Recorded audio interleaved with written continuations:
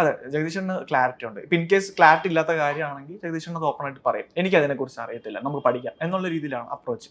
ജഗദീഷനെ കണ്ട് ഒരുപാട് ഇൻസ്പയർ ആവേണ്ട ഒരു വ്യക്തിയാണ് എന്തായാലും മഞ്ജു ചേച്ചി, മഞ്ജുമ്മ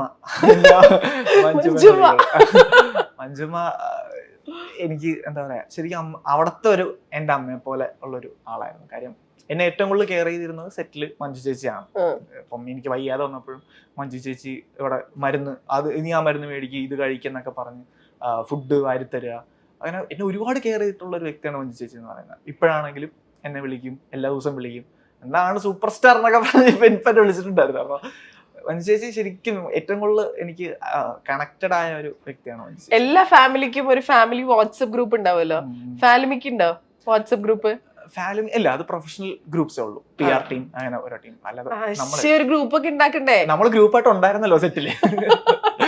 അല്ല ചേച്ചി, ഇനി ഇപ്പൊ എന്തായാലും സിനിമ കഴിഞ്ഞു, പ്രൊമോഷൻസ് ഒക്കെ ഓൾമോസ്റ്റ് ഡൺ, സിനിമ തിയേറ്ററിൽ ഇങ്ങനെ സക്സസ്ഫുൾ ആയിട്ട് പോകുന്നു. അപ്പൊ ഇനി നിങ്ങളുടെ ഒരു കണക്ഷൻ, ഞങ്ങളുടെ ആ ഫാമിലി അങ്ങോട്ട് കേട്ടോ ഉണ്ടാക്കണം കേട്ടോ.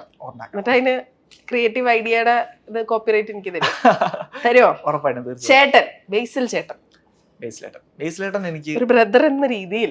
അതെ, ബേസിലേട്ടൻ എന്നെ ഈ സിനിമയിൽ ശരിക്കും ഒരു എന്താ പറയാ, ഒരു ഇത്രയും ലീഡായിട്ടുള്ള ഒരു ഡയറക്ടർ, ഒരു ആക്ടർ, നമ്മള് പുതിയൊരാളെ സപ്പോർട്ട് ചെയ്യേണ്ട ഒരു രീതി ഉണ്ടല്ലോ, അതിന്റെ എക്സ്ട്രീം ലെവൽ എന്നെ സപ്പോർട്ട് ചെയ്തിട്ടുണ്ട്.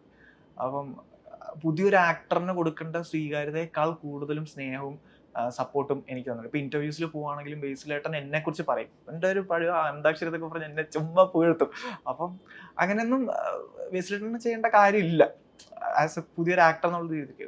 അപ്പം പുള്ളി എന്നെ പുഷ് ചെയ്യാൻ അല്ലെങ്കിൽ എനിക്ക് സപ്പോർട്ട് ചെയ്യാൻ ഒരുപാട് ശ്രമിച്ചിട്ടുണ്ട്. ഇപ്പം കഴിഞ്ഞ ദിവസം ഇൻസ്റ്റാഗ്രാമിൽ എൻ്റെ ഒരു സിംഗിൾ ഫോട്ടോ ഒക്കെ പോസ്റ്റ് ചെയ്തു ബേസിലേട്ടൻ. അപ്പം അതൊക്കെ എന്നെ ഒരുപാട് മീൻ ചെയ്യുന്ന കാര്യമാണ്. അപ്പൊ അതൊക്കെ എനിക്ക് ഭയങ്കര മീൻ ചെയ്യുന്നത്. പുതിയൊരു ആക്ടറിനെ കൊടുക്കുന്ന സപ്പോർട്ട് ശരിക്കും നമുക്ക് ആ ബേസിലേട്ടനെ കാണുമ്പോൾ നമുക്ക് ഭയങ്കര ഇൻസ്പയർ ആവും. കാര്യം നാളെ എനിക്ക് ഒരാളോട് അങ്ങനെ ചെയ്യാൻ തോന്നും.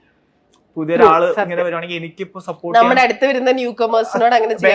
അപ്പൊ അതിനുള്ള ഒരു അത്രയും സ്നേഹം തന്ന ഒരാളാണ് ബേസിലേട്ടൻ എന്നുള്ളത്. അപ്പം ആസ് എ ബ്രദർ ആണെങ്കിലും ആസ് എ ഫ്രണ്ട് ആണെങ്കിലും ഒരു സ്റ്റാർ എന്നുള്ള രീതിയിലാണ്, ഒരു ആക്ടർ എന്നുള്ള രീതിയിലാണ്, ഒരു ഡയറക്ടർ എന്നുള്ള രീതിയിലാണെങ്കിലും കിടിലം മനുഷ്യനാണ്.